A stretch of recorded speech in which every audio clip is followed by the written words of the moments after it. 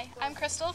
I'm customer service with Cavallo, and Slash and I are going to demonstrate how to use the Velcro Keeper for the Simple Boot. To attach the Velcro Keeper, you want to slide it over the strap, slip the strap through the metal D-ring, tighten the strap securely, and you're going to want to trim the strap to the proper length so that you can slip the keeper back over the strap. To trim the strap, you're going to want to cut in front of one of the seams so that the Velcro strap doesn't unravel.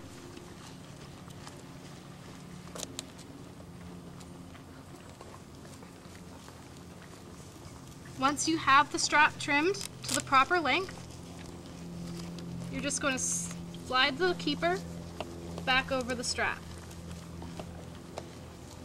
Your straps are now secure and you're ready to go riding through any terrain. I'm Crystal, and I'm here to help if you have any questions.